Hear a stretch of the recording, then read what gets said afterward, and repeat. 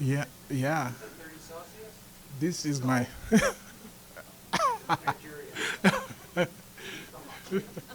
This is how I like it.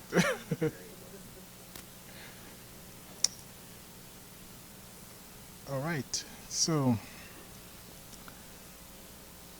today, I wanted to go through our Torah portion, and I will try to go through the just you know highlight some verses, make some comments. Just got a lot of this from commentaries that are commonly out there, and then I plan to also look at how it relates with the half Torah and also the apostolic writings. So, if we look at Leviticus chapter 21 from verse 1, to summarize, basically, the chapter 21 relates to holy people, priests, and above them, the high priest. Their close contact with the sanctuary means that they must live with some restrictions on contact with the dead and who they marry. So basically, the whole chapter focuses on priests, focuses on, you know, how they would be defiled if they came in contact with the dead, and also who they could and could not marry. So that's kind of a snapshot of what the whole chapter is all about. In verse 1, he says, the Lord said to Moses, speak to the priests, the sons of Aaron, and say to them, no one shall make himself unclean for the dead among his people. And this applied to priests in good standing. So I got this from the Hertz Kumash. It says, this applied to the priests in good standing, excluding, for instance, those rendered unfit for priesthood on account of having a father who contracted a marriage forbidding to a priest. So essentially, when Moses was given this command, he was directing the command to the priests, the sons of Aaron. And one thing I guess I'm assuming you all understand is that every priest was a Levite, but not every Levite was a priest. So every priest, so if you to be a priest, you had to come from the tribe of Levi. And then on top of that, you had to be from the lineage of Aaron, right? So that was kind of what qualified you essentially to be a priest. You had to be from the lineage of Aaron. And Aaron was a Levite. So you couldn't be a priest without being a Levite, or you could be a Levite and not necessarily be a priest, because you could be a Levite and not be from the house of Aaron. So, and it says that this command that Moses gave was specifically to the priests, and that no one should make himself unclean among the dead. So, and the comment here is saying that you had to be a priest in good standing, because in verse 7 it says, they shall not marry a prostitute or a woman who has been defiled. Neither shall they marry a woman divorced from her husband, for the priest is holy to his God. So the priests were holy, and the point here is that if you married somebody who was a prostitute or a woman who had been defiled, you were kind of unfit for office. So that's essentially the point. So going to the next slide. Okay. So contact with the dead defiles the priest, and until they are purified renders them unfit to perform their duties, right? So whenever a priest came in contact, even today, I remember a very amusing story I heard. I think there was even today, priests try to seclude themselves from coming anywhere in contact with death. So there was this Jew from the priestly family. He was traveling in a is it El Al flight? Yeah. So because he felt like, okay, the plane might be flying over a graveyard. So he wrapped himself in a like I don't know, some kind of cellophane or something, because he doesn't. The idea is that he didn't want to be defiled in any way by death, So it's something that is taken really seriously, A priest cannot come in contact with death, because if they do that, I think part of why that priest was trying to do that is because to be purified from death, you need the ashes of the red heifer. And because the ashes of the red heifer is not available at the moment, the priests or people who recognize themselves as priests today, they want to keep themselves away from defilement, because if they get contaminated, they wouldn't be able to be, purified with the ashes of the red heifer, which was the only way they could be purified from death. So whoever touches a dead person, the body of anyone who has died, and does not cleanse himself, defiles the tabernacle of the Lord. That person shall be cut off from Israel, because the water of impurity was not thrown on him. He shall be unclean. His uncleanness is still on him. In verse 2, it said, if someone can read Numbers 21, verse 2. Leviticus 21, verse 2. It says, can anyone read? But for his kin, Uh-huh. is near unto him, Uh-huh. that is, for his mother, and for his father, and for his son, and for his daughter, and for his brother. Okay. So you see there that the wife is not mentioned, right? Yeah, because, so the comment here is that throughout the Torah, man and wife are regarded as one flesh. Like in Genesis 2:24, you would expect that the wife would be the first in the list, right? But and the mother is named before the father, because there is a deeper attachment apparently between her and her son and the son, and the desire to be with her at the very last will be more intense. So that was just a comment. In verse 3, what does it say in verse 3? Can someone read that?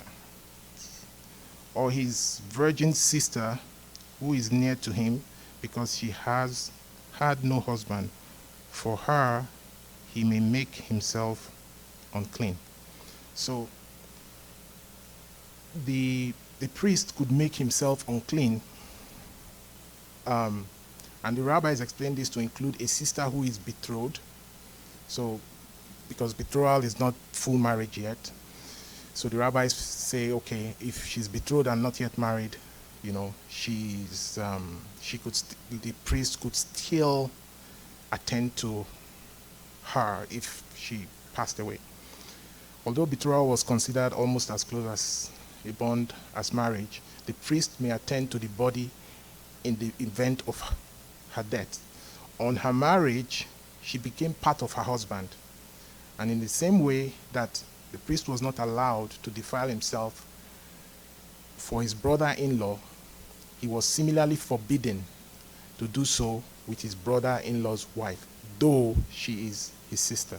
So the priest could not go and attend his own sister's burial.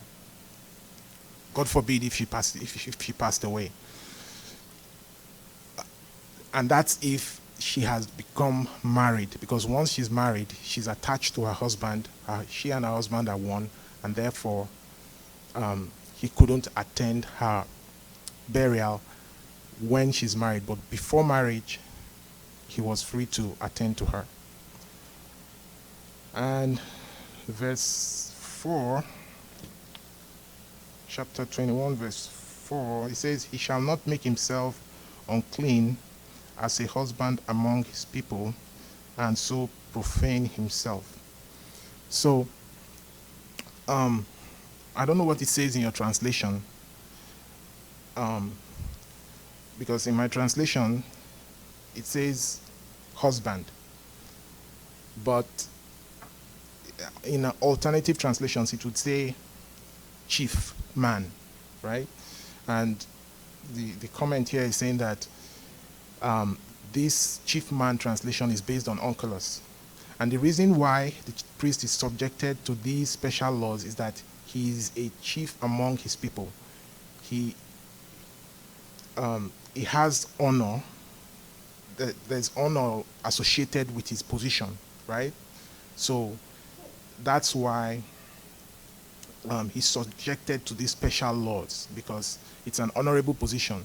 Because the Israelite community was divided into levels. So there was the Am Israel, like just the plain Israelite, and then there was the Levites, which was another class, and then the priesthood was the highest class. And in fact, within the priesthood was the high priest, which just stood apart.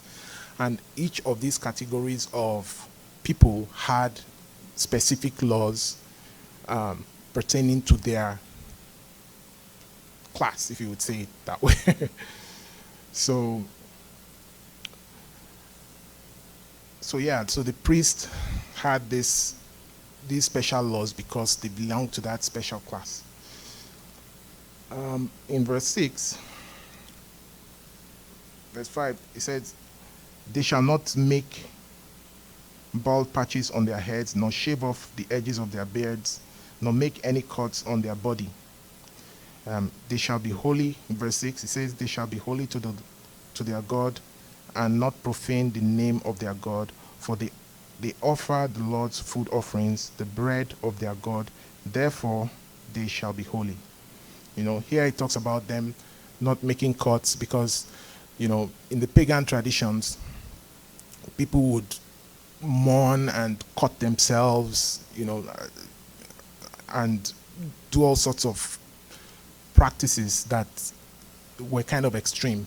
And generally in Judaism, there's that sense that you shouldn't mourn for too long for the dead, because we believe in the resurrection.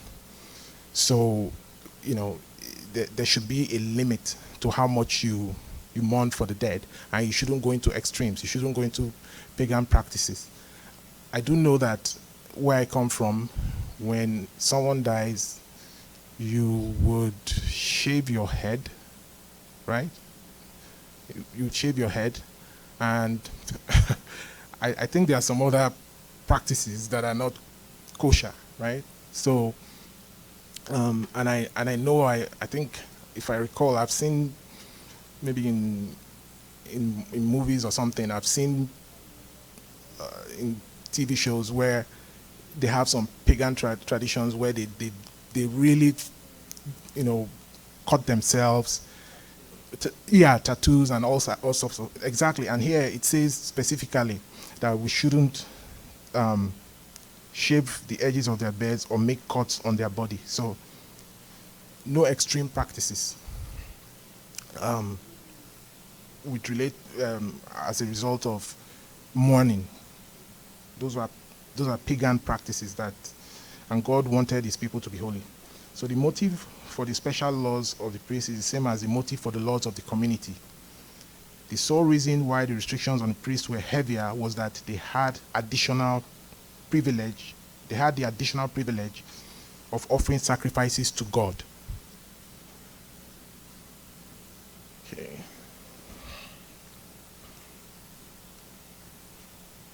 Was there any, do you have anything to say? Do you have any questions or things going through your mind? Okay, verse 7, it says,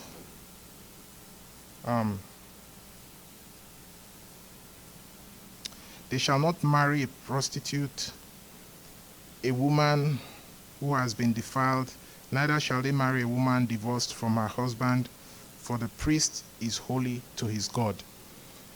So, defiled, profaned, dishonored. The rabbis understand this as profaned. The daughter of a forbidden marriage contracted by a priest, or a woman who had already entered a marriage forbidden to a priest. So that is a divorced woman whose previous husband a priest ought not to have married. And that another thing to point out here is that there is no mention of a widow among the women whom a priest must not marry. See, so he mentioned all the, like, essentially the assumption here is that marriage within the priestly family was restricted within the, like priests would marry priests, essentially. This is the assumption here. And that you couldn't marry a woman who falls into all those categories that are prohibited. So if it would appear from this comment that if a woman was divorced and she was not prohibited from that list, right, she could potentially be married. That's what this seems to imply, that the daughter of a forbidden marriage contracted by a priest, or a woman who had already entered a marriage forbidden to a priest. So if a priest married a virgin and everybody and everything, and if she was divorced, does it seems to imply that if she was divorced and she was a proper bride, maybe the priest could marry her. But if we look at Ezekiel 44, verse 22. Ezekiel 44, 22.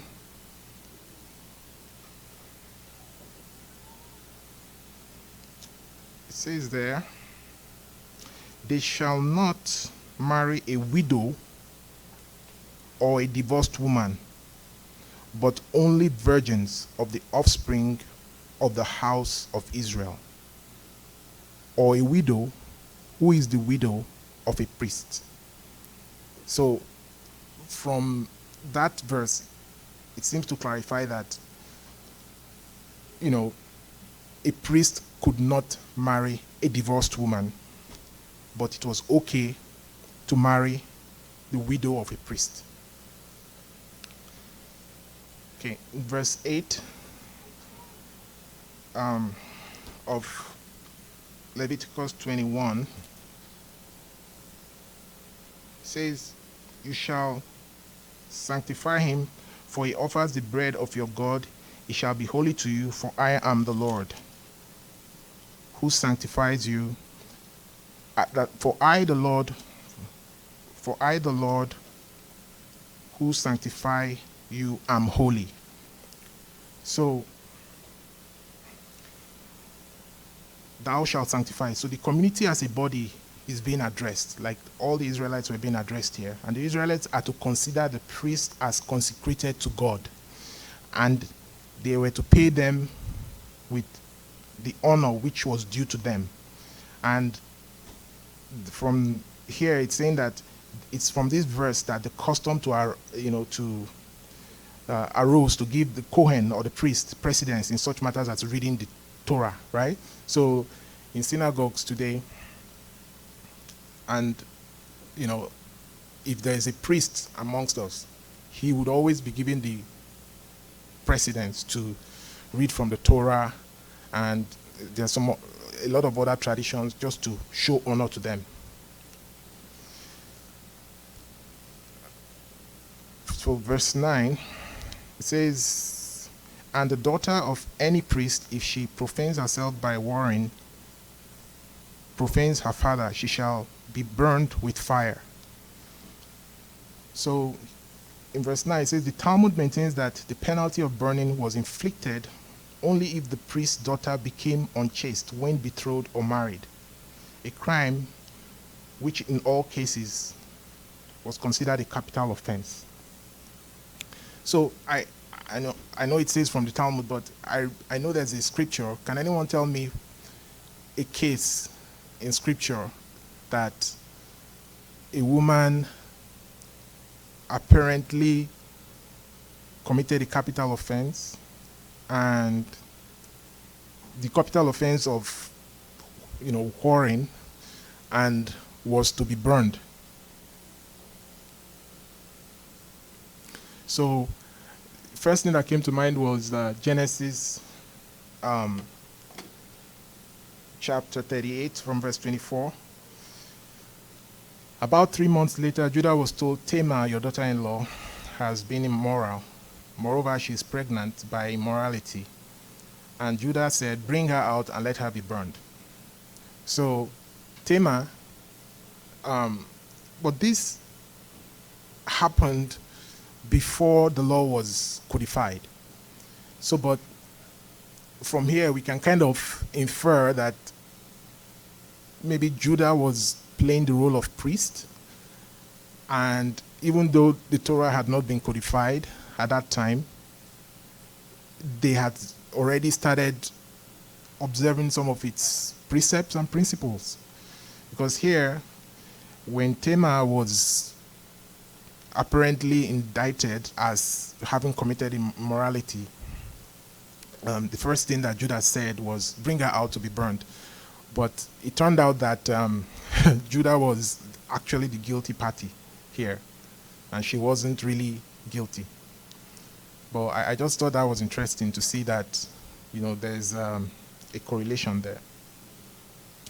And then from verse 10 to 15, we see that the requirements where the restrictions became more intense, because now we're talking about the high priest. So verse 10, it says, the priest who is chief among his brothers, on whose head the anointing oil is poured, and who has been consecrated to wear the garment, shall not let the hair of his head hang loose, nor tear his clothes. So the high priest, and this is referring to the high priest because it was the high priest that was anointed. And he's saying that he shouldn't allow his clothes to be torn. And when I was reading this, I just remembered what happened at the trial of Yeshua, where, the high priest apparently he tore his clothes. And if that happens, then he's unfit for office. I think that disqualifies him from, serving as a high priest. So, anointing oil, consecrated garments, or consecrated by donning the garment. So it was the garments of the priest that consecrated them. Nobody but a high priest could wear the special garments. And this investiture in them was part of his exalted office. See, so the special clothing of the high priest was what separated them and consecrated them as high priests, because they were special garments and could only be worn by the high priest. And that's why elevated levels of holiness was demanded and expected from them. In verse 11, he shall not go into any dead bodies, nor make himself unclean, even for his father or for his mother. So, if you recall, a few verses back, we were talking about the priests. They could defile themselves for their parents and even their wives. But here we see that for the high priest, even for their father, if a high priest's father died, the priest was not allowed to mourn him. And that's that's heavy because I remember when I went to my dad's burial, and if it was an experience that totally changed my life, because before, when I heard he had passed away, I I, I didn't know how to feel exactly. I felt bad for his loss and everything, but when I got to the burial and when I saw the body, I don't know what happened to me. I was crying uncontrollably for like 30 minutes. It just shattered me. I didn't expect anything to happen, but I don't know. Until this day, it's a mystery. But I was so shattered and so distraught. Like, in fact, I've never been the same again. And I feel like it was a turning point in my life, my walk with God, my belief system. Like, from that point on, everything changed. A lot of the things that, a lot of the questions that I still have till today, and I grapple with, are from that very day. You know, and it was so unexpected that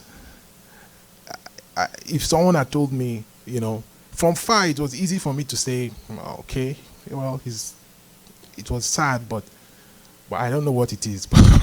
So when I read this, it's really touching to me, and it's really it's a strong commandment that requires fighting the the flesh to obey this commandment.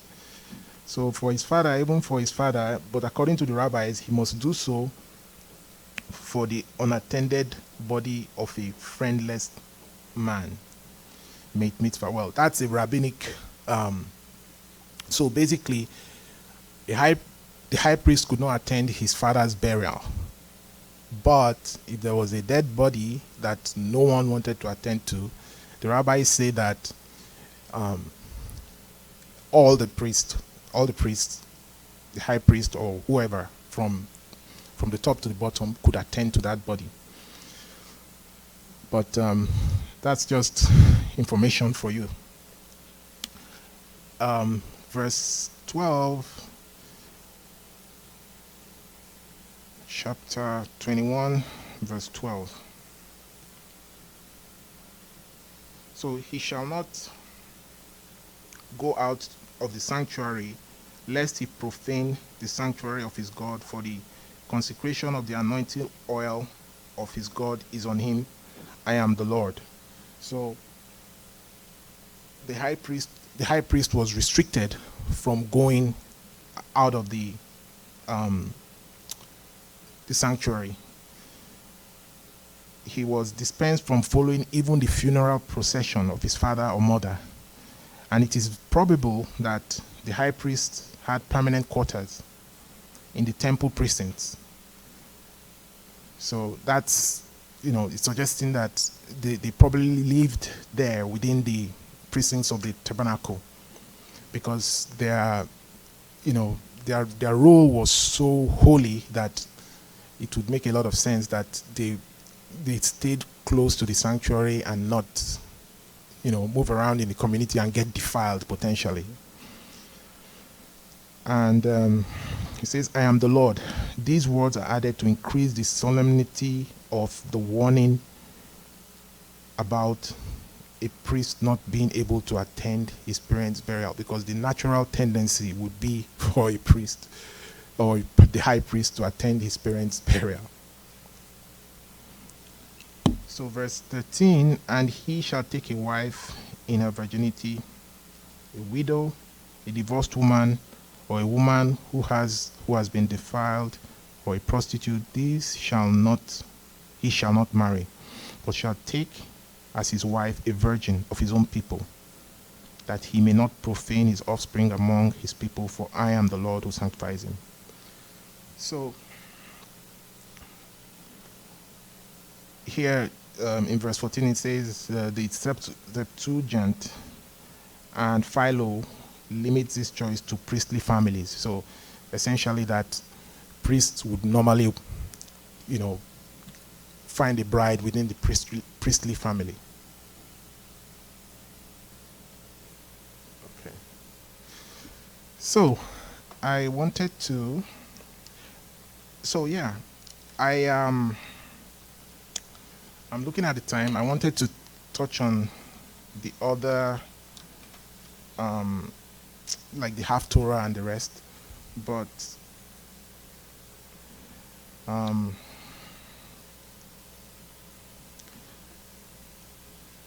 I think I'll move on and talk about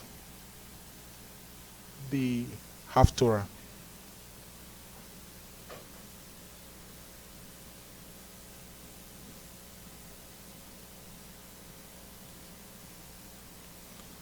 So Ezekiel 44, verse 22 to 26. Oh, 44, 25 to 26. They shall not defile themselves by going near to a dead person. However, for father or mother, for son or daughter, for brother or married sister, they may defile themselves. So that's Ezekiel, that's the half Torah, right? And verse 26, and after he has become clean, he shall count 7 days for him. So we see there, I think Ezekiel 44, I believe it's talking about the third temple. And there it's talking about the priesthood and kind of reiterating the laws of the priesthood at that time, the future temple. And we see that in verse 25 and 26, it's talking about defiling themselves by going near a dead person.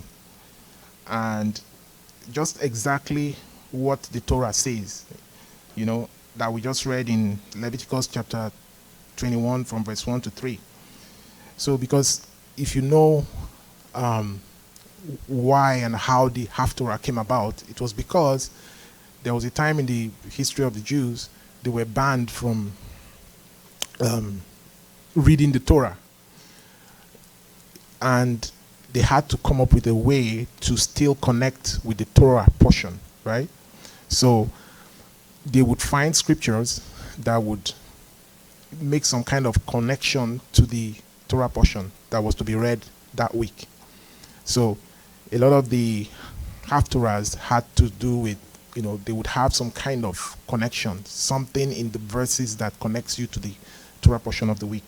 So that's what I'm just trying to find out here. So if we look at Leviticus 21, from verse 1 to 3, you see that it says there, and the Lord said to Moses, speak to the priests, the sons of Aaron, and say to them, no one shall make himself unclean for the dead among his people.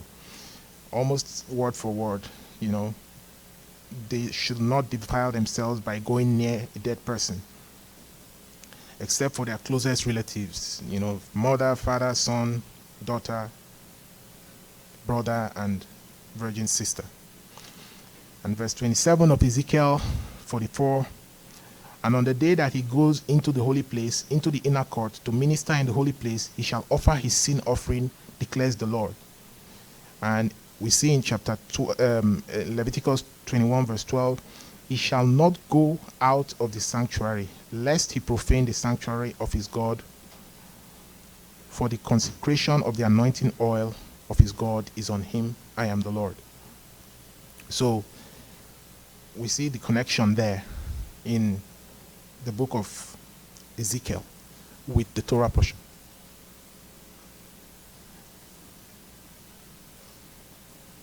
And then in verse 29 to 30, they shall eat the grain offering, the sin offering, the guilt offering, and every devoted thing in Israel shall be theirs. And the first of all, the first fruits of all kinds, and every offering of all kinds from all your offerings shall belong to the priest. You shall also give to the priest the first of your dough, that a blessing may rest on your house. The priest shall not eat of anything, whether bird or beast, that has died of itself, or is torn by wild animals. And in verse 22 of Leviticus 21, he says he may eat the bread of his God, both the most holy and the holy and of the holy things. And because a lot of the foods that were offered in the temple, there were certain foods, like the most holy foods, had to be eaten within the precincts of the temple or the tabernacle. And there were some that he could take home if he wasn't in the precincts, right? So the holy and the holy and the most holy and the holy things, there was a differentiation between certain foods and where they could be eaten and others where they couldn't. Let's go to, so let's go to the, I'm trying to see some connections from the apostolic writings. So as Jonah became a sign to the people of Nineveh, so will the Son of Man be to his generation. The queen of the south will rise up at the judgment with the men of this generation and condemn them. For she came from the ends of the earth to hear the wisdom of Solomon. And behold, something greater than Solomon is here. The men of Nineveh will rise up at the judgment with this generation and condemn it. For they repented at the preaching of Jonah, and behold, something greater than Jonah is here. And then, if we look at verse 17 of the Torah portion, it says, speak to Aaron, saying, none of your offspring throughout their generations who has a blemish may approach to offer the bread of his God. You know, you see that connection of generation. And in Luke 11, verse 34, it talks about the lamp of the body.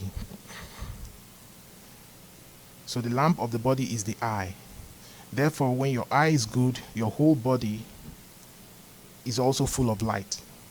But when your eye is bad, your body is also full of darkness. Therefore, be careful lest the light in you be darkness. If then your whole body is full of light, having no part dark, it will be wholly bright.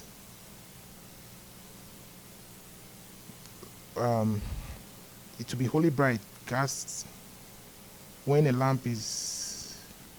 Oh, I think there's a typo there. Anyway, the point I'm trying to make here is that it's talking about the eye being bad, right? The whole body full of light. And if we look at the Torah portion, Leviticus 21 verse 20, it says, a hunchback, or is a hunchback, or a dwarf, or a man who has a defect in his eye, or who has eczema, or is scab, or is an eunuch. So this place that talks about, I kind of, when I got to this part, I wanted to focus more on eye being bad. So I was looking up some commentaries to see what it had to say about the eyes being bad. So the eye is the lamp of the body. So if your eye is healthy, your whole body will be full of light. But if your eye is bad, your whole body will be full of darkness. If then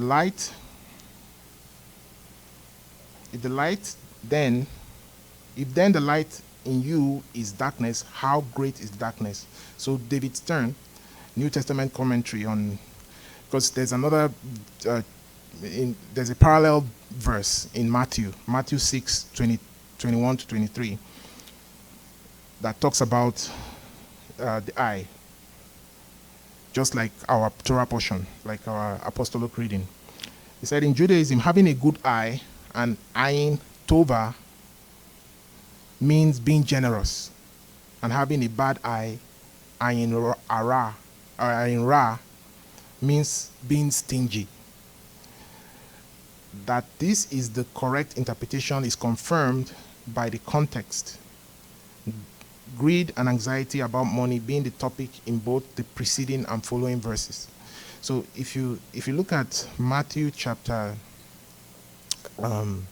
6, 22, and if you look at the preceding verses of Matthew chapter 6, 22.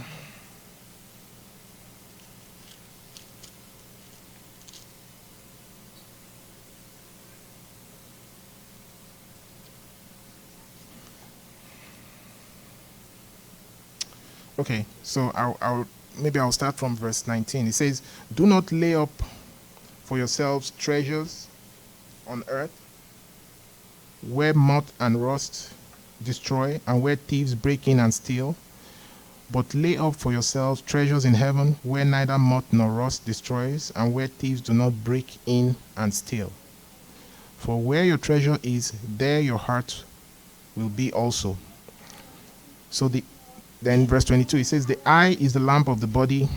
So if your eye is healthy, your whole body will be full of light. But if your eye is bad, your whole body will be full of darkness. If then the light in you is darkness, how great is the darkness? No one can serve two masters. For either he will hate the one and love the other, or he will be devoted to the one and despise the other. You cannot serve God and money." So you can see that according to David Stern, if you look at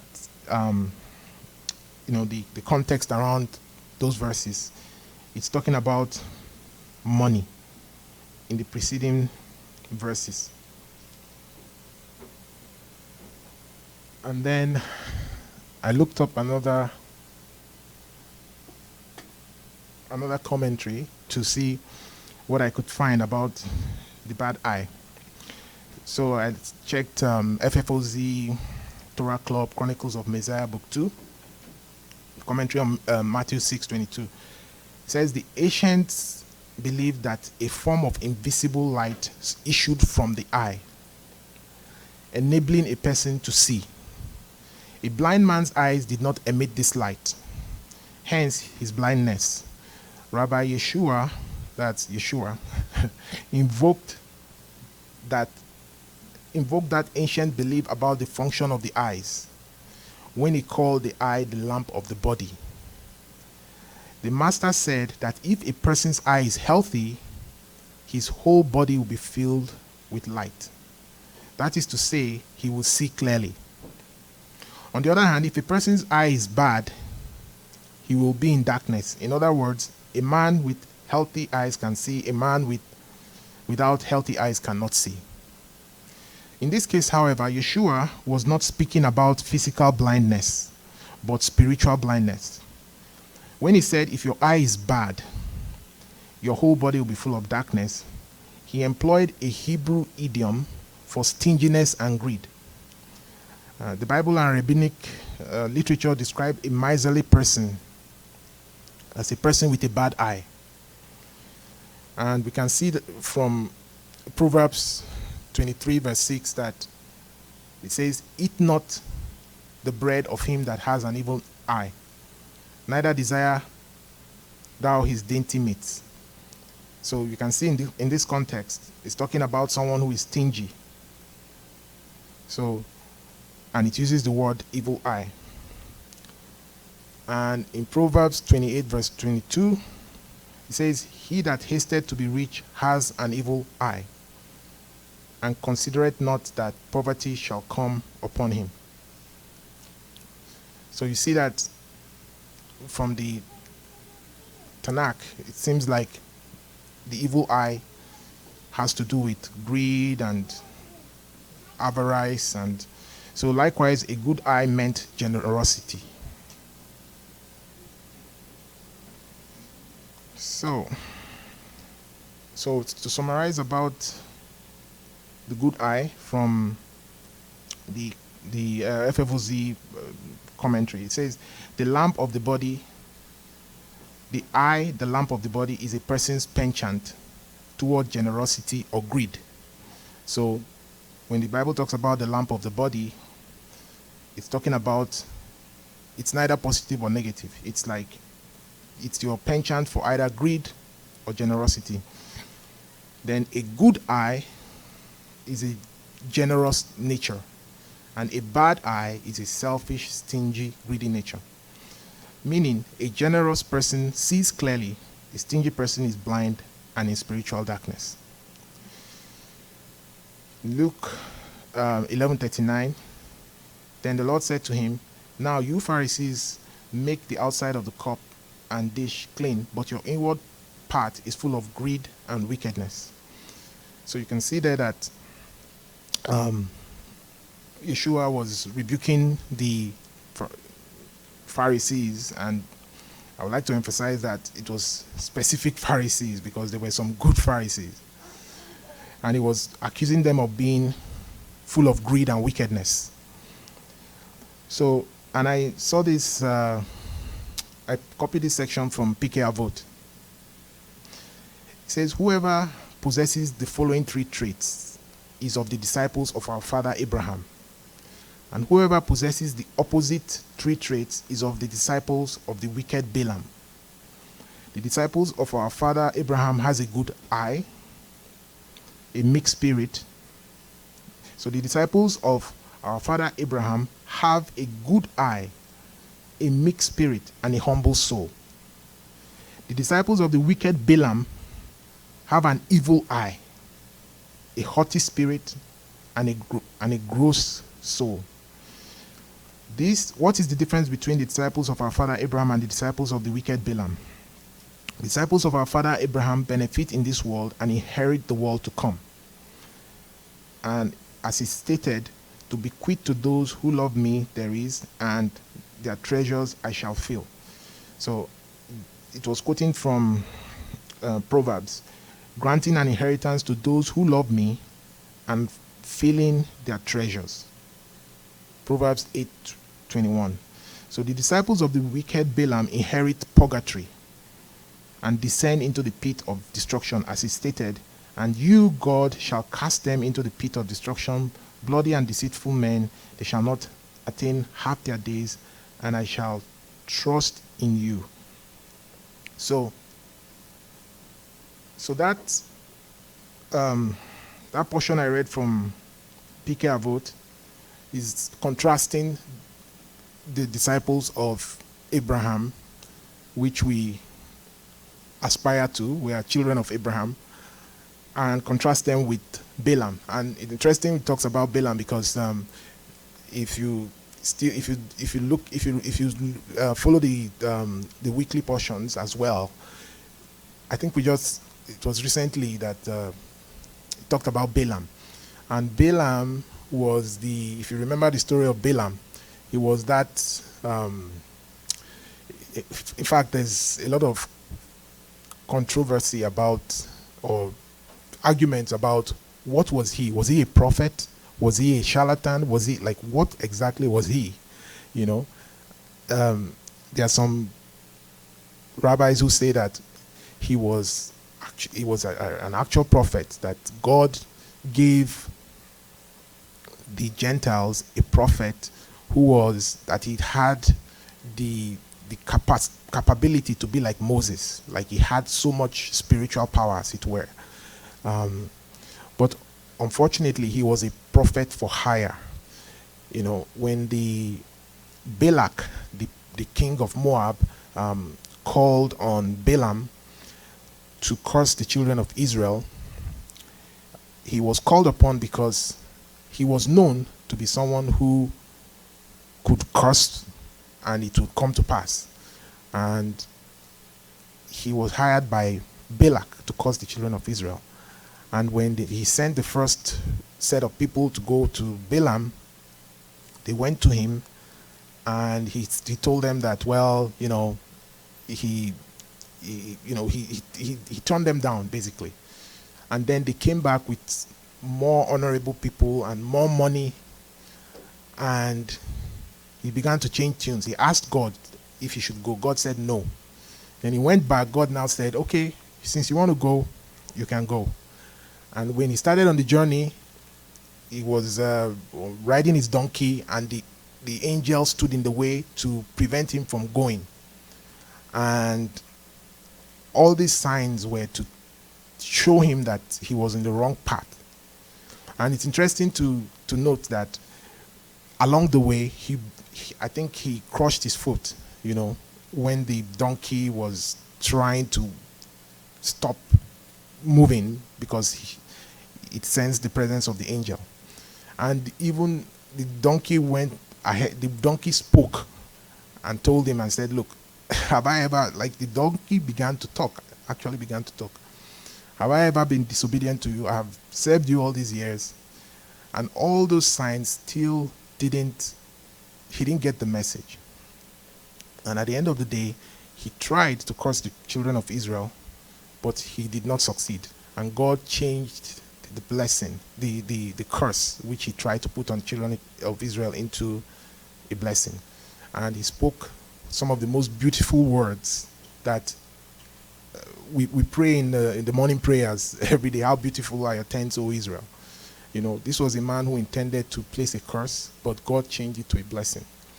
So if you look at the New Testament, it talked about the error of Balaam, the way of Balaam, the doctrine of Balaam.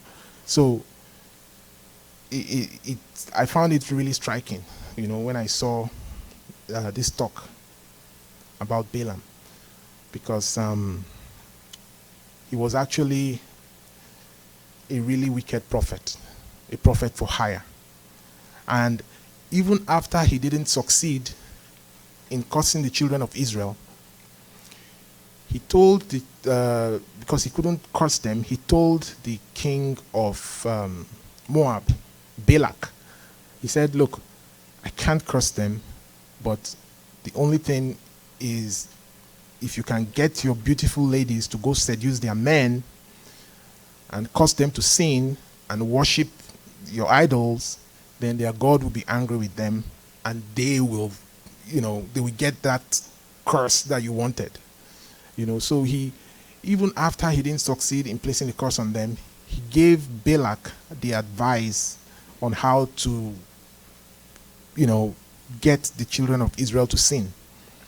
And then the Moabites now sent their daughter, who was a princess, and she went, and they were like openly committing immorality in front of everybody.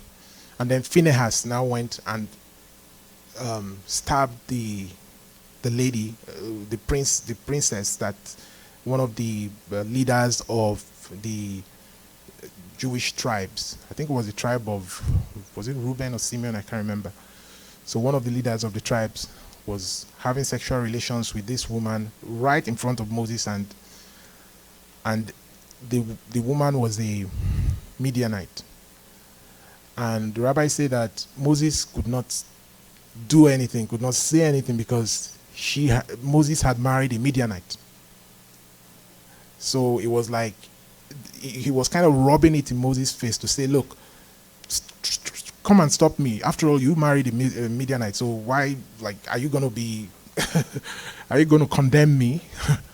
So Moses could not do anything, and Phinehas took the initiative and speared them through, and God gave him the covenant of peace, the covenant of priesthood. I think I'll stop here. Yes.